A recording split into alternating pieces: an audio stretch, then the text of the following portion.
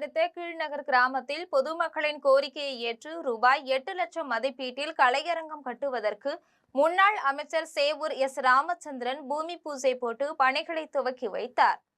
திருவண்ணாமலை மாவட்டம் ஆரணி அடுத்த கீழ்நகர் கிராமத்தில் புதிதாக கலையரங்கம் கட்டிடம் அமைத்து தரும்படி அப்பகுதி மக்கள் கோரிக்கை வைத்தனர்.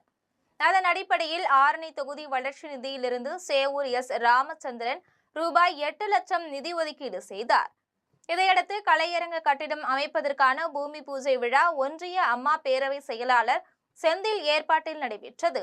விழாவில் முன்னாள் அமைச்சரும் ஆரணி சட்டமன்ற உறுப்பினருமான சேவூர் எஸ் ராமச்சந்திரன் கலந்து கொண்டு பூமி பூஜை செய்து கட்டிட பணியை தொடங்கி வைத்து பொதுமக்களுக்கு இனிப்புகள் வழங்கினார்.